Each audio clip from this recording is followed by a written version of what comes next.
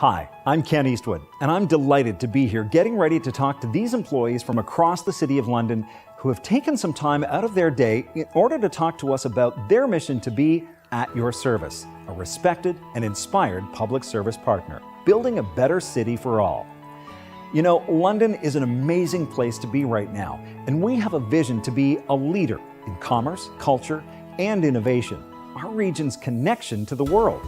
Plus, ours is a diverse community that enjoys tremendous prosperity, a great quality of life, and a commitment to preserving and protecting a beautiful city that I personally am privileged to call home.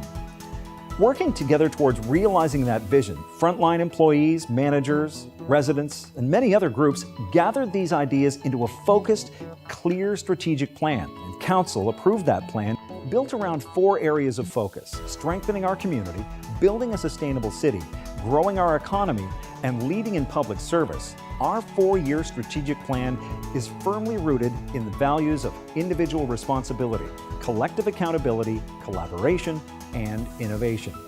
But don't take my word for it, because standing by from remote locations around the city, we have 12 groups waiting to talk about how what they do every day is contributing to the successful implementation of our strategic plan.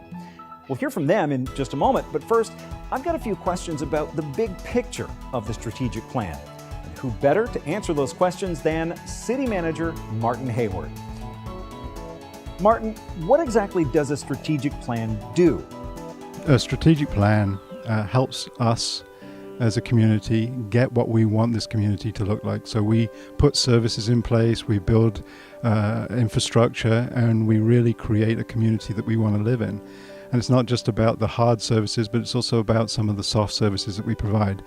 Now, our resources are limited because people don't have bottomless pits when it comes to their tax dollars. And so we need to really focus where we put our energies in order to best achieve the results for the community.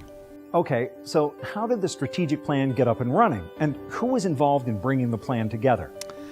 So our council had just come in from an election. They'd been door to door. They'd heard a lot from the community about how the community wanted to see this city look and what they wanted us to do. We have a number of strategies and master plans in place for transportation, parks and recreation, neighborhoods, etc. So bringing all those together, the council wanted us to look at where we were going and put some objectives down that tied in with the vision, mission, and values of the corporation. And at the same time wanted to, within 100 days, set that direction, with also taking it back to the community and saying in the community, what is this hitting the mark? We want to confirm where we're going.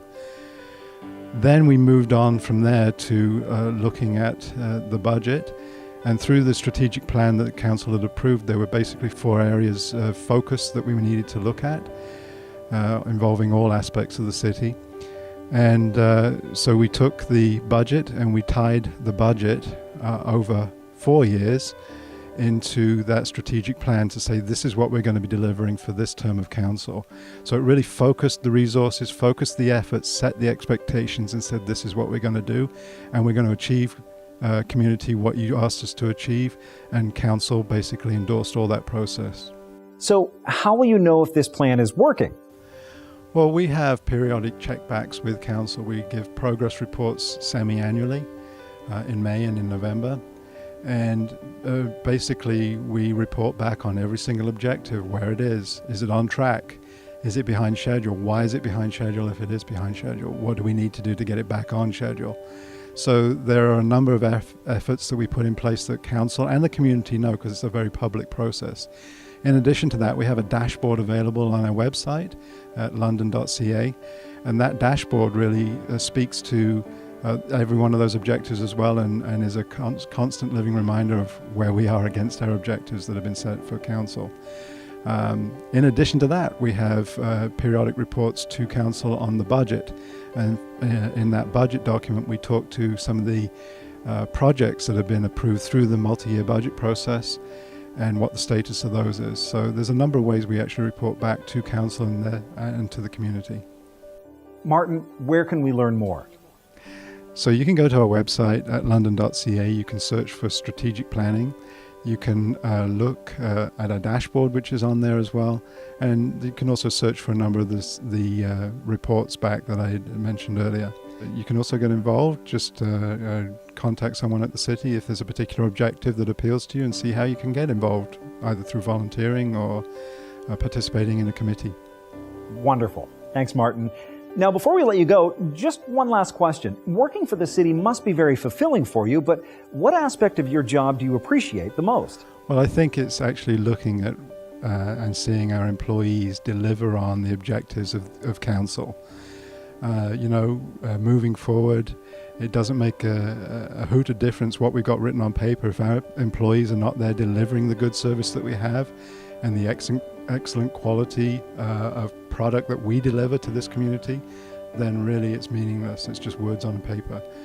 And so I'm really appreciative to all of our employees, from those that clean out the sewers to those that clean the buildings to those that deliver some of the hard services that we have, that go out reach out into the community, into some of our most vulnerable and the protective services. You name it, we're there, and we got people that are there every day delivering great services for London, and that's what I'm proud of. Martin, thank you so much for your time. You know, we are truly privileged to have some passionate, dedicated individuals who work across our city to help Londoners enjoy the place they call home. In a series of 4 additional videos, we're going to find out how you can help put the forest back in Forest City, what makes London 4 years ahead of most other municipalities in Canada, why some people think music is better than hockey by 2-1, and how lemonade on a hot day can be used to get Londoners to share their opinions. I'm excited to share all of this and more with you.